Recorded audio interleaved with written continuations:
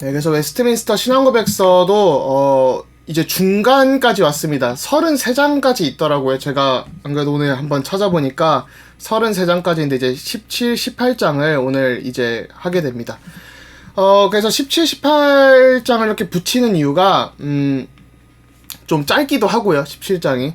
그리고 이제 그 같은 내용이 좀 반복되는 부분들이 있습니다. 그래서 17장은 성도의 견인이라고 해서 견인하면 약간 저희가 견인자 이런 거 하면 딱 생각이 나듯이 하나님께서 붙들고 이끌어 가시는 이런 느낌의 딱 단어죠. 그래서 하나님께서 붙들고 이끌어 가시고 구원의 확신이라는 것은 이 하나님께서 주신 구원에 대한 믿음, 우리가 이런 확신이 있구나 라는 것을 볼 수 있어서 17장, 18장은 이렇게 붙여서 약간 좀 이해가 되는 것들이 있는 것 같아요. 그래서 우리가 이 구원의 확신이란 것이 굉장히 분명하게 정리가 되어 있고, 또 우리가 확신을 한다는 것은 어떤 것을 믿을 수 있기 때문에 하는 거죠. 그러니까 예를 들면 뭐 보통 이제 백이 있다 이런 거 했을 때, 뭐 예를 들면 이제 군대를 간다 했을 때 어떤 군대에 어떤 백이 있다 하면 굉장히 좀 편한 군 생활이 되거나, 아니면 뭐 저희가 사회생활을 하거나 해도 사실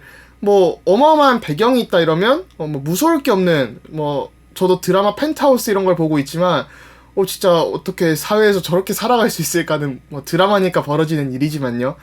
진짜 이 어떤 어마무시한 배경 이런 것들을 가지고 살아가는 사람들이 있죠. 그런 거 보면서 저희가 그럼 영적으로 구원을 받았는데 이 구원에 대한 확신과 그런 것들이 아무런 배경이 없는 게 아니다. 어마어마한 뒷배경과 그런 확신을 가질 수 있는 이유와 근거가 분명하다라는 것을 확인을 시켜줍니다. 그런데 성경이 그렇게 많이 얘기하고 있는데도 불구하고 너무나도 많은 신자들이 확신이 없이 살아가고 있죠. 그렇다면 구원의 확신은 믿음의 본질인가라는 질문도 생길 수 있습니다. 구원의 확신 없이 살아가는 사람들이 있는데, 그렇다면 저 사람들은 믿음이 없는 사람인가? 이렇게 생각할 수도 있지만 그렇게 생각해서는 안 된다는 것이죠. 그렇다면 과연 구원의 확신이란 거를 우리가 어떻게 이해해야 되는가? 이런 질문들이 나올 수 있습니다.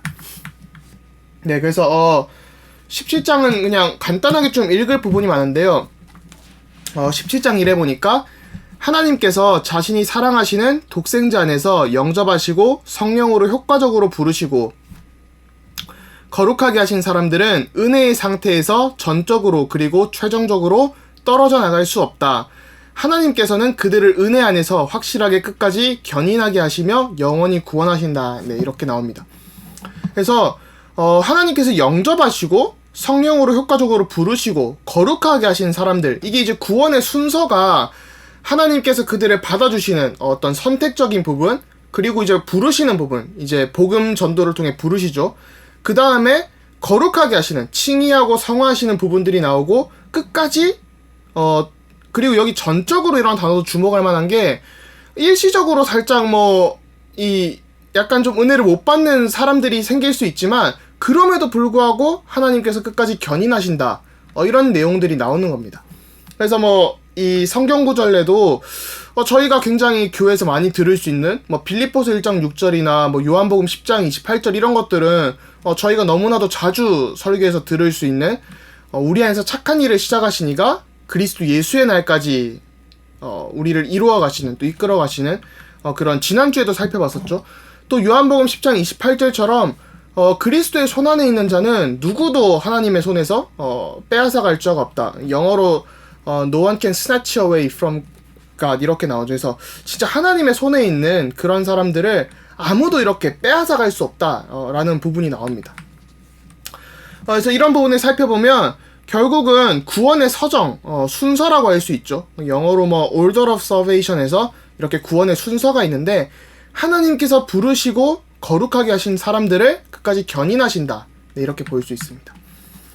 그리고 17장 2에 보니까요, 이러한 성도들의 견인은 그들 자신의 자유의지에 의한 것이 아니라, 그러니까 우리 힘이나 우리 의지로 어떻게 선택을 한 게 아니라 하나님 아버지의 자유롭고 변치 않는 사랑에서 흘러나오는 선택에 대한 작정의 불변성에 의한 것이며, 예수 그리스도의 공로와 중보의 효력에 의한 것이다.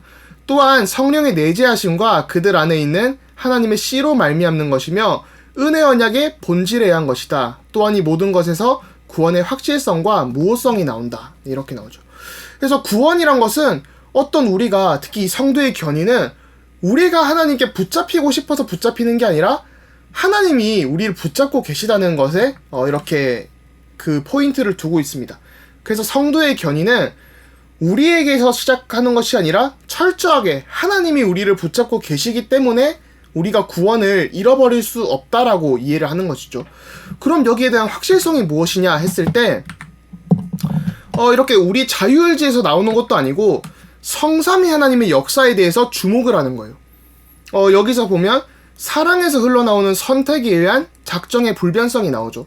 그러니까 이 성부 하나님께서 우리를 선택하시는 부분, 또 예수 그리스도의 공로와 중보의 효력이라고 나옵니다. 여기서 공로와 중보라는 것은 예수 그리스도께서 이 땅에 성육신하시고 공생애 하시고 또 죽으시고 부활하심으로 이루신 그 구원, 저희가 이 웨스트민스터 예전에 살펴봤지만 능동적 순종과 순환적 순종을 통해서 얻으신 그 공로, 그 공로를 통해서 우리가 구원을 받는데 여기서 또 중보라는 단어가 나오죠. 이 중보는 대제사장, 큰 대제사장이신 예수 그리스도께서 지금도 우리를 위해서 기도하시는 그 중보가 효력이 있다라고 하는 겁니다. 그리고 이 그리스도로 말미암을 뿐만 아니라 성령께서 우리 안에 내재하시고, 그러니까 우리 안에 거하시면서 우리 안에 씨를 두고 그걸 말미암아서 열매 맺게 하시는 그 은혜. 그래서 이 은혜 언약의 본질, 은혜 언약이라고 하면 우리를 구원하시겠다는 그 창세기 3장 15절의 그 구원 계획이죠. 원시복음이라고도 하는. 그래서 진짜 이런 우리를 구원하시기 위해서 하나님이 그런 구원의 드라마를 쭉 이끌어 가시고 구원을 완성하신 그 은혜 때문에 우리가 견인된다라는 거예요. 그래서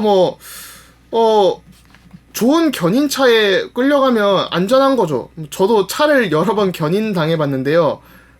갑자기 차가 고속도로에서 서가지고 견인당한 적도 2번이나 있고, 그렇게 체험을 하면서, 이 견인차에 타고 있으니까 굉장히 편안하더라고요. 그냥 택시 탄 것 마냥, 물론 승차감은 택시 같진 않았지만, 그냥 알아서 목적지까지 데려다 주더라고요. 그런 것처럼, 우리를 견인하시는 그런 은혜, 이끌어가시는 그런 은혜. 그래서 하나님께, 붙어만 있으면 되는구나. 그러니까 우리가 문제가 생길 때, 하나님께서 해결해 주시고, 하나님이 이끌어 주시는데 자꾸 어떤 우리의 방법으로 하려고 하는 게 아니라 하나님이 하시는 그 말씀의 흐름 속에, 말씀의 인도함 속에만 있으면 된다 라는 것을 얘기를 하고 있습니다. 그래서 17장 3에 보니까요, 그럼에도 불구하고 그들은 사탄과, 여기서 그들은 우리들이죠. 우리들은 사탄과 세상의 유혹, 그리고 우리 안에 남아있는 강한 부패성 때문에 또한 자신을 보호할 수 있는 방편을 소홀히 함으로써 지독한 죄에 빠지기도 하며 또 얼마 동안은 그 죄 안에 계속 거하기도 한다. 그렇게 함으로써 그들은 하나님을 분노하게 하고 성령을 슬프시게 하며 자기들이 받은 은혜와 위로 중 얼마를 박탈당하게 된다. 그들의 마음은 완악해지고 양심은 상처를 입으며 남을 해치고 중상하며 자신들에게 일시적 심판을 자초한다. 네, 이렇게 나와 있습니다. 그래서 여기 이제 그렇게 함으로써 라는 단어가 들어가니까 그 뒤에 있는 것은 이 원인과 결과죠. 물론 이제 이 당시 철학이라는 그 시스템이 원인과 결과 이런 것을 강조하는 아리스토텔레스적인 철학에 크게 영향을 받았습니다. 그래서 이런 수사학적으로도 이렇게 그렇게 함으로써 그러므로 이런 것들이 되게 중요하게 작용을 하겠죠. 그래서 이런 것들, 우리가 세상의 유혹에 빠지고 우리 안에 있는 어떤 죄의 부패성 때문에, 어떤 썩어버린 부분 때문에, 곰팡이가 핀 부분 때문에 계속 또 우리를 좀 지키지 못하는 부분 때문에 죄에 빠진 그 상태가 된다는 거죠. 그렇기 때문에 하나님을 분노하게 하고 성령을 슬프시게 하고 은혜도 박탈당하게 되고 이런 것들이 벌어진다라고 얘기를 하고 있습니다. 네, 그래서 크게 막 살펴볼 부분은 없죠. 그렇다면 하나님은 계속해서 견인을 하시고 우리 자신을 지킬 수 있는 방편을 주셨다는 거죠. 그게 다름 아닌 우리가 기도하고 영적인 싸움을 할 수 있는 부분. 그런데 우리가 이런 부분을 소홀히 함으로써 자꾸만 문제 속에 빠지게 됩니다. 그렇다면 저희가 체크해야 될 부분은 저희가 어떤 상황만 되면 어떤 계속 문제에 빠지는 부분들이 있잖아요. 개인마다 다 다르죠. 뭐 20대들은 뭐 제 나이대니까 편하게 좀 얘기할 수 있는 부분이지만 뭐 연애하는 문제라던가 뭐 꼭 교회 가야 되는데 금요일 토요일에 막 술을 엄청 마셔요. 그러면 당연히 예배 생활에 지장이 가겠죠. 아니면 또 공부를 해야 되는데 또 업에 집중을 했는데 그러지 못하는 부분이라던가 여러 가지 부분들이 있잖아요. 뭐 가정에서도 해당될 수도 있고 그런 부분들에 진짜 내가 그 빠지는 시간표에 거기에 안 빠질 수 있는 다른 것들을 하는 일들이 필요하겠죠. 그래서 그런 영적인 싸움들 그런 부분들을 저희가 좀 회복하고 좀 반대 스케줄을 금요일 토요일에 매일 술을 마신다면 진짜 그 시간에 차라리 서점에 간다거나 진짜 좀 성경 말씀을 읽는 시간을 가짐으로써 그런 것들을 이겨낼 수 있는데 저희가 그런 것들을 생각하지 않고 그냥 이렇게 지나가다 보면 굉장히 많은 걸 놓칠 수 있는 것 같습니다. 네, 그리고 이런 18장으로 넘어오면요. 은혜와 구원의 확신에 대하여 라는 제목입니다. 은혜와 구원의 확신에 대하여. 그러니까 성도의 견인은 하나님이 이끌어 가시는데 그 이후에 이제 우리가 어떻게 이런 구원의 확신이라는 것은 굉장히 주관적이죠. 성도의 견인은 모든 성도를 이끌고 가시니까 객관적인 사실인데 객관적이라는 것은 누구나 알 수 있는 또 누구나 공표된 그런 사실이잖아요. 그런데 이제 주관적인 것은 어떤 개인의 감정, 상태, 생각, 내가 생각하는 어떤 그런 주관적인 것. 예를 들면 입맛이 다 다를 수 있겠죠. 뭐 어떤 사람은 뭐 로제 떡볶이를 먹고 맛있다고 느낄 수도 있고 맛없다고 느낄 수도 있고 또 어떤 사람은 보통 예를 들면 세계 3대 진미라고 하면 캐비어, 푸아그라, 트러플 이렇게 꼽죠. 뭐 서양 기준이긴 하지만 세계 3대 진미가 이렇게 있는데 저도 이제 대학원을 졸업할 때 좋은 레스토랑에 가자 해가지고 푸아그라란 걸 처음 시켜봤어요. 먹어보니까 왜 먹는지 모르겠더라고요. 저희 가족들은 대다수가 맛없다고 하고 나왔습니다. 굉장히 객관적으로는 맛있다고 할 수 있지만 그 주관적으로는 맛이 없다고 느끼는 거잖아요. 그런 것처럼 이 객관성과 주관성은 굉장히 중요합니다. 구원은 객관적으로 완성이 됐는데 그것이 적용되고 누려지는 것은 여전히 주관적인 요소들이 있다라는 것이죠. 그래서 18장 1에 보니까요. 위선자나 그 밖에 거듭나지 않은 사람들은 자기들이 하나님의 은혜 가운데 있으며 구원받는다는 거짓된 소망과 속물적인 뻔뻔스러운 확신을 가지고 자신을 기만할 수도 있다. 그러나 이 모든 것은 다 헛된 일이며 그들의 이런 소망은 다 사라지고 말 것이다. 여기서 그들은 우리를 얘기하는 것이 아니라 여기 위선자나 그 밖에 거듭나지 않은 사람들이 나 구원받았다고 이렇게 뭔가 자부하는 그런 것들을 얘기하는 거죠. 그러나 주 예수를 참으로 믿고 성실하게 그를 사랑하며 그 앞에서 모든 선한 양심으로 행하고자 노력하는 사람은 이 세상을 사는 동안 자기가 은혜의 상태에 있다는 것을 분명히 확신하며 하나님의 영광을 소망하며 기뻐할 수 있다. 그들이 이 소망 때문에 부끄러워할 일은 결코 없을 것이다 라고 나옵니다. 그래서 진짜 내가 구원받았다고 그냥 착각하고 그런 자부하는 사람들과 진짜 이 구원받아서 은혜를 누리는 사람들은 다르다라는 것이죠. 그래서 진짜 이 소망 때문에 우리가 부끄러워하지 않고 복음을 부끄러워하지 않고 진짜 이 기쁘면서 하나님의 영광을 소망할 수 있는 그런 사람들이 구원의 확신을 가진 사람들이라고 얘기를 하고 있습니다. 네, 그래서 이 구원과 믿음에 대한 확신은 이 어떤 은혜의 상태 속에서 이러한 확신을 담대히 가질 수 있는 것이죠. 그래서 은혜의 상태 속에서 확신을 가지는 것이지 불신앙의 상태나 어떤 은혜를 못 받고 있는 그런 상태 속에서 확신을 가질 수는 없습니다. 그건 위선에 불과하다라는 것입니다.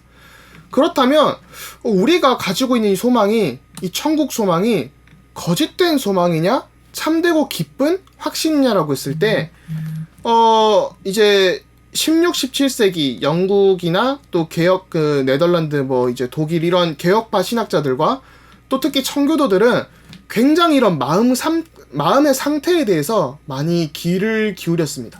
그래서 이 구원을 받았다면 두렵고 떨림도 있지만 참되고 기쁜 확신이 그리스도 안에서 계속 나온다는 것이죠. 그래서 영어로 delight라고 하는데요.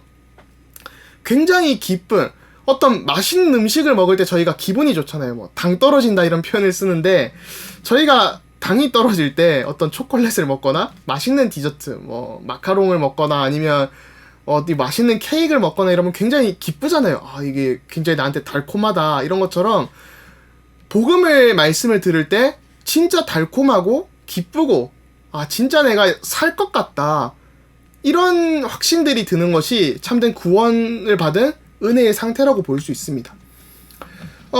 그런데 여기 은혜의 상태를 이해함에 있어서 루터교 신학자들은 은혜의 상태에서 이탈할 수 있다라고 전반적으로 믿습니다. 그런데 이제 저희 개혁파, 장로교 신학자들은 은혜의 상태에서 벗어날 수 없다라고 이해를 합니다. 물론 이제 장로교도 이 개혁파의 한 분파 중 하나로 볼 수 있죠. 사실 한국에는 이 루터교가 잘 없죠. 모르겠어요. 저는 일단 한국에서 루터교를 만나본 적은 손에 꼽는 것 같아요. 근데 이제 보통은 한국엔 장로교가 많은데 유럽을 가거나 뭐 이제 미국만 해도 루터교가 굉장히 많습니다. 뭐 저희 웨스트민스터 학교 앞에도 루터교 교회가 있었고요. 그 다음 이제 뭐 감리교도 많고 침례교는 엄청 많죠. 그리고 뭐 여러 분파들이 굉장히 많은 것 같아요. 그래서 이런 신학적인 논의들이 조금 더 넓은 토양 안에서 이루어지지 않나 그런 생각이 드는데요. 이런 루터교는 은혜의 상태에서 이탈할 수 있다. 하지만 개혁파는 아니다. 하나님이 붙잡고 계시기 때문에 은혜의 상태에서 이탈할 수 없는 거다. 이렇게 얘기를 합니다. 그래서 구원이란 당연히 두렵고 떨림도 있죠. 그 하나님을 경외한다라고 하는 게 영어로 뭐 다양한 표현들이 있습니다만은 보편적으로는 godly fear 이렇게 신적 경외함, 하나님을 경외함, fear 이런 어떤 두렵고 떨림 이런 걸 쓰죠. 뭐 히브리어로도 야훼 이렇게 해가지고 이제 뭐 두렵고 떨림 이런 표현을 하는데 우리 마음이 하나님을 마주 볼 때 어떤 두렵고 떨림도 있어야 되죠. 하지만 기쁨과 확신이 더욱더 많아야 됩니다. 저도 예전에 교회에서 막 청소를 하고 할 때 진짜 강대상 올라갈 때 저희의 마음가짐이 신발도 벗고 올라가고 좀 교회 갈 때는 이쁜 옷, 최대한 좋은 옷을 이렇게 좀 갖춰 입고 가고 교회 가는데 반바지를 입고 가지는 보통 않죠. 예, 그리고 뭐 저희가 사실 중요한 사람을 만나거나 할 때도 뭐 저 같은 경우도 좀 좋은 중요한 분들 만나러 갈 때 반바지나 좀 그런 샌들을 신고 가진 않고 보통은 좀 정장을 입고 가거나 적어도 캐주얼 정장을 입고 가거나 아니면 이런 카라티를 입고 가거나 이런 것들을 많이 하게 되죠. 그래서 저희가 그런 하나님을 경외하는 그런 두렵고 떨림의 자세도 있어야 되고 그것보다 기쁨과 확신이 더욱 있어야 되는 것 같습니다.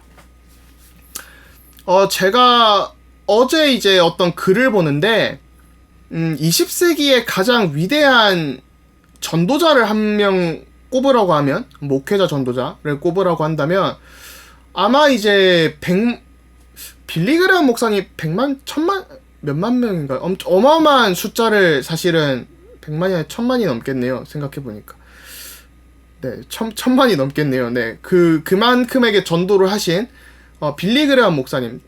그 20세기에 이제 텔레 이벤젤리스트라고 해서 텔레비전으로 이렇게 설교를 하던 그런 부흥 강사들을 많이 꼽죠. 그래서 뭐 20세기에는 대표적으로 빌리 그레엄을 많이 꼽는 것 같고, 또 20세기 최고의 신학자는 칼 바르트다. 이런 얘기를 많이 합니다. 물론 이제 바르트를 저는 신학적으로 그렇게 동의는 많이 하지 않습니다만 그래서 이제 이런 분들을 꼽는데 이 두 분이 이제 약간 느낀 점을 서로 이렇게 얘기하는 부분이 있더라고요. 그래서 어제 좀 책을 살펴보는데 사실 저는 빌리 그레엄 목사님의 명성은 많이 들어봤어도 그분의 설교를 직접 들어본 적은 없거든요. 물론 이제 제가 유학을 했던 시카고의 위튼 컬리지에 그러니까 휘튼 대학에 그 빌리 그레엄 센터가 있어요. 전도 박물관이 있거든요. 그래서 채플 비슷하게도 있으면서 어마어마하게 큽니다. 진짜 되게 커요. 그 무디 박물관은 비교도 안 될 정도로 큰데 그 큰 곳에 이제 미국의 전도운동 역사부터 시작을 해서 빌리 그레엄으로 이어지면서 이 전도운동의 역사, 각지에서 일어난 전도운동 이렇게 설교 이런 것들이 나와 있고 그러면서 또 이런 예수님을 만나지 않겠습니까? 영접으로 이렇게 이어지는 박물관이 있거든요. 그래서 시카고를 방문하게 되시면 위튼 칼리지가 한 40분 정도 떨어져 있어요. 시내에서 40분 1시간. 그래서 차로 가시거나 기차로 가실 수 있는데 한번 꼭 가보시면 좋겠다라는 생각이 들고요. 이제 거기에서 그런 것들을 보긴 했지만 그분의 설교 내용이 주로 이제 하나님을 우리가 심판의 날이 올 것이기 때문에 두렵고 떨림으로 믿어야 됩니다. 이런 얘기들을 많이 했다고 하더라고요. 근데 이제 뭐 바르트 같은 경우는 그런 것도 있는데 우리가 하나님을 더욱더 기쁘고 진짜 이 기쁨과 소망으로 하나님을 믿어야 되지 않나 이런 얘기들을 했다고 좀 흥미로웠습니다. 그래서 저희도 사실은 하나님을 두렵고 떨리고 구원도 그래야 되지만 그보다 중요한 것은 웨스트민스터 신앙고백서 소요리 문답에 1문답이 얘기하고 있죠. 인간의 최고 목적은 무엇입니까? 하나님을 영광스럽게 하며 그분을 영원토록 즐거이 누리는 것입니다. 이렇게 나와 있죠. 그래서 우리는 사실 그리스도 안에서 그리스도께서 다 이루셨기 때문에 그것을 누리기만 하면 되죠. 그게 참 축복인 것 같아요. 그게 우리 구원의 확신이고. 그래서 이 18장 2에 보니까요. 이 확실성은 허황된 소망을 근거로 단순하게 억측해보는 그럴듯한 신념이 아니라 오류 없는 믿음의 확신의 근거를 둔 것이다. 이 확신은 구원을 약속해주는 하나님의 진리, 이러한 약속에 따르는 은혜의 내적인 증거, 그리고 우리가 하나님의 자녀라는 것을 우리의 영과 더불어 증거해주시는 양자의 영, 곧 성령의 증거에 기초하고 있다. 성령께서는 우리의 기업, 이건 이제 제가 가지고 있는 이 책의 역자주입니다. 우리의 기업이라고 할 때는 우리가 하나님의 나라를 상속하게 될 것임을 보증을 하시며 이로써 우리는 속량의 날까지, 그러니까 구원의 날까지 인치심을 받는다. 이렇게 나와 있습니다.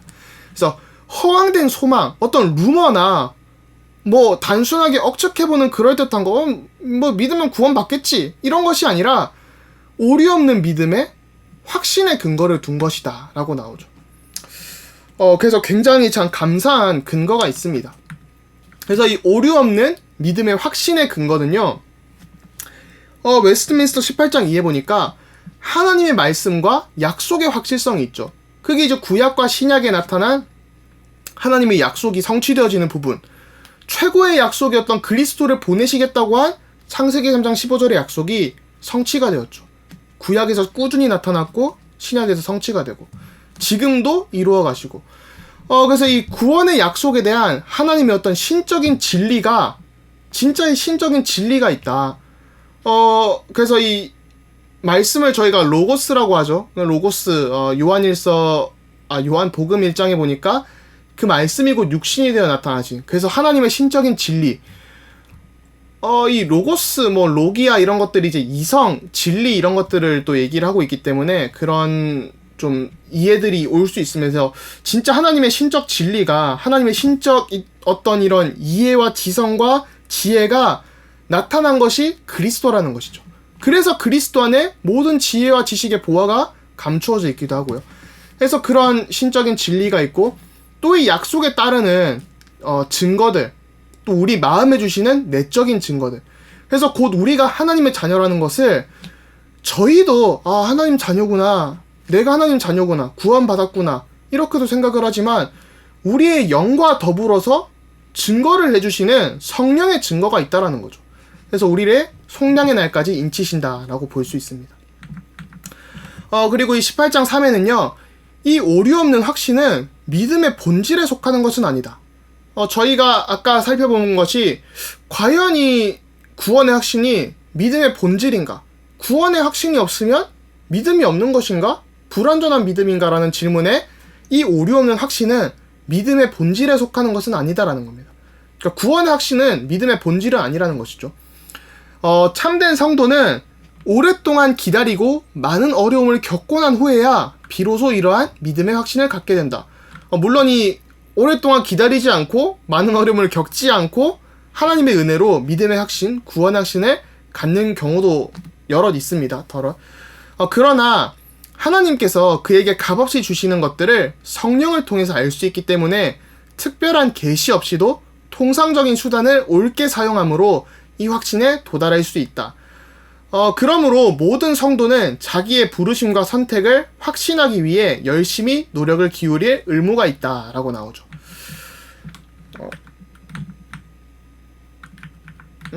맞아요. 이게 왜 이렇게 그 슬라이드가 좀 이상하게 된 것 같은데, 네, 이게 두 가지로 나눠져 있습니다. 이게 두 파트인데 이게 길어서 잘랐어요, 제가. 의무가 있다. 그렇게 함으로써 그는 성령 하나님 안에서 화평과 기쁨을 충만히 누리며, 그러니까 하나님께 대해서 우리가 의무를 다할 때, 우리의 선택을 확신하기 위해서 열심히 노력을 할 때 성령 하나님 안에서 화평과 기쁨을 충만하게 누리며 하나님을 사랑하고 감사하면서 힘을 다해 기쁨 속에서 순종의 의무를 다하게 된다. 이러한 것들은 이 확신에서 나오는 합당한 열매들이다. 그러므로 사람이 이러한 확신을 갖게 되면 결코 방탕한 생활을 하지 않게 된다라고 나옵니다. 이 부분은 저희가 전에 살펴봤던 하이데베르그 교리문답과도 유사한 측면이 있죠. 하이데베르그 교리문답에 뭐 구원받았다고 다 끝났고 뭐 순종 뭐 이런 거 구원 잃지 않는다고 가르치면 사람이 방탕하게 살지 않겠습니까? 라는 질문에 아마 하이데베르그 61문답부터 64문답이었던 걸로 기억을 하는데요. 그게 아닙니다. 뭐 더욱더 이렇게 살게 된다라는 부분들이 나오게 되죠. 그래서 이런 저희가 구원의 확신을 가지는 것이 굉장히 감사한 일입니다. 그래서 이 확신은 믿음의 본질에 속하는 것이 아니다라는 말은 모든 믿는 자들, 모든 구원받은 사람들이 구원의 확신을 가지고 있지는 않다라는 겁니다.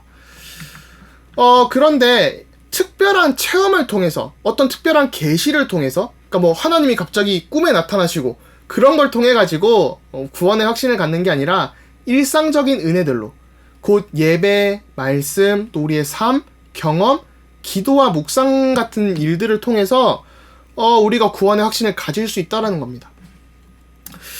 근데 이 부분에 한번 좀 주목을 하셔야 될 게, 또 조심을 하셔야 될 게, 제가 이제 로마 카톨릭 성도분들을 만나면요, 보통 이제 특히 이제 제가 미국에 있을 때 멕시코 사람들을 만나서 이렇게 복음을 전할 때 보통 카톨릭이거든요. 뭐 이름을 보면 예수님도 있고 뭐 헤수스 되게 많이 만나거든요. 뭐 너 이름이 예수님인데 교회 잘 안 다녀요. 그래서 아니 예수님이 교회 안 가도 되겠냐? 너 이름이 예수인데 왜 교회 안 가냐? 이렇게 얘기를 하는데 보통 많은 로마 카톨릭 신자분들은 어떤 좀 행위에 대한 구원, 우리가 어떤 죄사함을 신부님께 아뢰고 고해성사라거나 이런 것들을 통해서 회개하고 구원의 확신을 갖는다, 이런 얘기를 하죠. 그렇기 때문에 로마 카톨릭 신자는 솔직히 제가 만난 기준에서는 한 90%에서 95%는 구원의 확신이 없이 살아가시더라고요.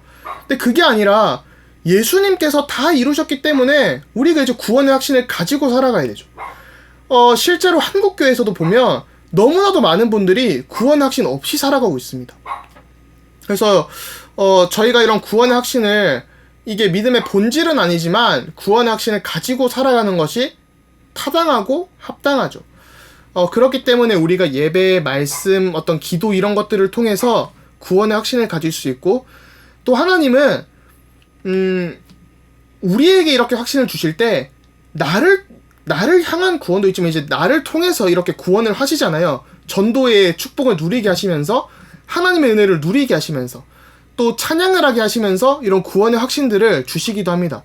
그래서 제 믿음은 흔들린다 할지라도, 제 믿음이 흔들려도 제가 전하는 그리스도는 완전하시잖아요. 그래서 그리스도를 증거할 때 저는 막 믿음이 없어가지고 흔들리고 있고 막 힘들어 죽겠는데 이 복음 전하는데 구원을 받아요. 그럼 너무 기쁘잖아요. 그렇게 통해서 또 확신이 회복될 수도 있죠. 그런 참 감사한 일들을 저희가 누려야 되는 것 같습니다.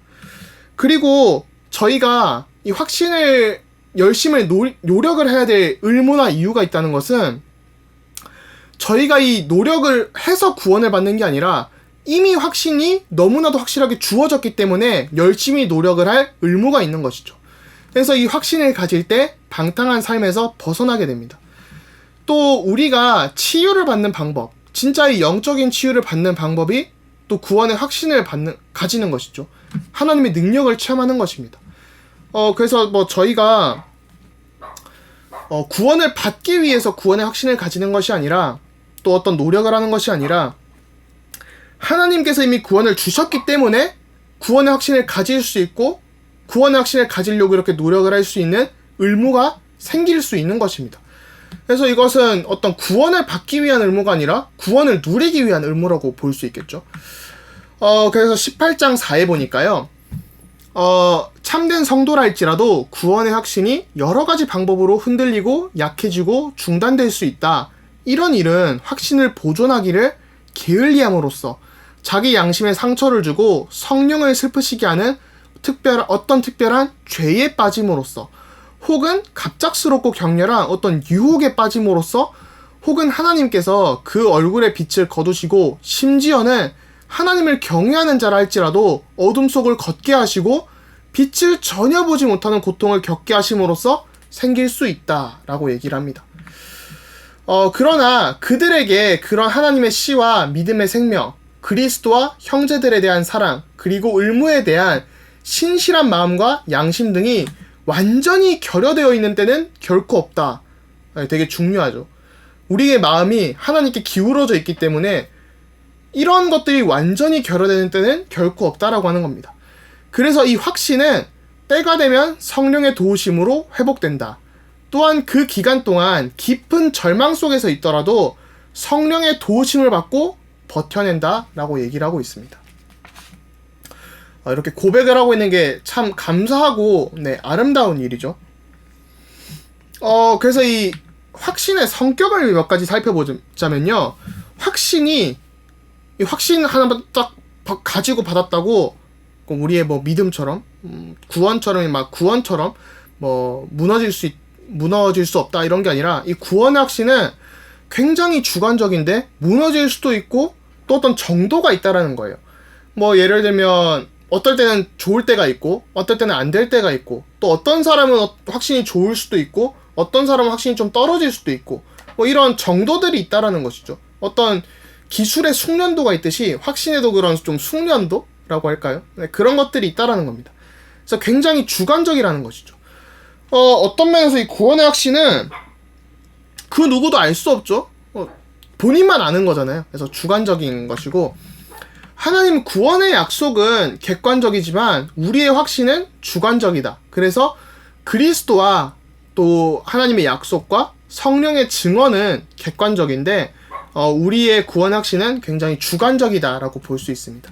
그래서 우리의 어떤 무너질 수 없는 확신조차도 단계나 정도 또 어떤 면에서는 흔들림이 있다라는 것이죠. 그래서 바람 불면 좀 날아갈 수도 있고 어떤 힘든 일이 오면 하나님의 원망할 수도 있고 나 구원받았나 이런 고민들도 충분히 할 수 있다라는 겁니다. 그렇지만 우리가 구원받았다는 그 객관적인 사실은 변하지 않는 것이죠. 그래서 제가 주로 말씀드리는 부분이지만 구원을 받았다는 그 하나님의 자녀라는 신분, 명사는 결단코 흔들리지 않지만 어떤 형용사적인 부분은 바뀔 수 있다라는 것이죠. 그래서 말 안 듣는 하나님 자녀 충분히 존재할 수 있고요. 잘 믿는 하나님의 자녀 충분히 있을 수 있고 술 마시는 하나님의 자녀, 좀 욕하는 하나님의 자녀 다양하게 있을 수 있다라는 겁니다. 그렇지만 결코 하나님의 자녀라는 그 신분과 관계는 바뀌지 않는다 라고 이해를 하시면 될 것 같습니다. 그래서 좀 끝으로 살펴보면요. 내가 붙잡는 것이 아니라 성도의 견인이 내가 붙잡는 것이 아니라 하나님이 우리를 강하게 붙잡고 계신다는 것이죠. 그리고 이 말씀과 언약, 성삼위 하나님의 사역에 근거해서 우리가 이 성도의 견인과 구원의 확신을 붙잡고 있습니다.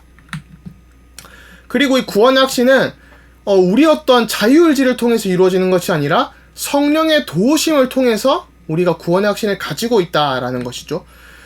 그리고 이것은 구원의 확신은 믿음의 본질은 아니에요. 그래서 구원의 확신이 없으니까 너 그리스도인 아니다 이렇게 얘기를 할 수 없지만 굉장히 우리 구원과 신앙생활에 있어서 굉장히 좀 에센셜한 좀 본질적인 요소 중에 하나이기 때문에 그러니까 본질은 아닌데 어떤 본질에 근사한 어떤 신앙인이라면 좀 갖추어야 될 덕목이라고 할까요?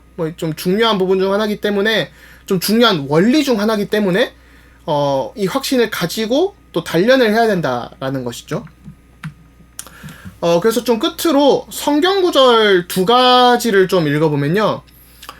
요한복음 10장 27절부터 28절에 보니까 내 양은 내 음성을 들으며 나는 그들을 알며 그들은 나를 따르느니라. 예수님이 하시는 말씀입니다.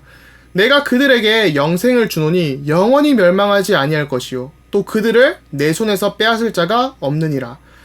여기서 참 키포인트가 내 양은 내 음성을 들으며 나는 그들을 알며 그들은 나를 따르느니라 했을 때 하나님 말씀에 반응을 한다? 말씀을 듣는데 내 마음이 조금이라도 찔리고 움직인다? 그게 사실은 구원을 받은 증거고 확신이 될 수 있죠. 그래서 하나님께서 우리를 아시는데 또 우리는 하나님을 따라가고 또 우리에게 영생을 주셔서 우리를 멸망치 않게 하시고 또 그들을 내 손에서 빼앗을 자가 없느니라. 하나님이 강력하게 능력의 오른팔로 우리를 붙잡고 계시기 때문에 아무도 그분의 손에서 우리를 빼앗을 자가 없느니라 라고 얘기를 하는 겁니다. 영어로 스네치라는 표현이 약간 좀 이렇게 잽싸게 채하다 이런 느낌이잖아요. 그래서 사단이 이렇게 우리를 빼앗아 갈 수 없다라는 겁니다. 잽싸게 이렇게 막 도난할 수 없다라는 것이죠. 또 요한일서 5장 11절부터 12절에 보니까요. 또 증거는 이것이니 하나님이 우리에게 영생을 주신 것과 이 생명이 그의 아들 안에 있는 오타가 있네요. 네, 있는 그것이니라. 아들이 있는 자에게는 생명이 있고 하나님의 아들이 없는 자에게는 생명이 없느니라 라고 고백을 하고 있습니다. 그래서 진짜 이 성도의 견인, 하나님이 붙잡고 계시는 부분과 또 이 그리스도인의 확신, 구원의 확신이 진짜 우리의 추론이나 어떤 의지로 하는 것이 아니라 진짜 성령의 도우심을 말미암아 말씀을 붙잡고 있기 때문에 이 부분이 정말 우리에게 회복되어지는 좀 그런 은혜들이 임하면 좋지 않을까 그런 고백을 조금 하게 됩니다. 네, 그래서 이것으로 또 웨스트민스터 신앙고백서 17장, 18장이 굉장히 연결되어 있고 중요한 내용들을 다루고 있고요. 다음 주에는 하나님의 율법에 대해서 또 살펴보면서 이제 구원론이 구원을 넘어서 어떻게 율법을 이해를 해야 되고 좀 성경도 이해를 하고 예배나 안식일 이런 것들로 이해를 하게 되는 조금 더 이 양심의 자유라던가 좀 실천적이고 교회론적인 측면으로 넘어가게 됩니다.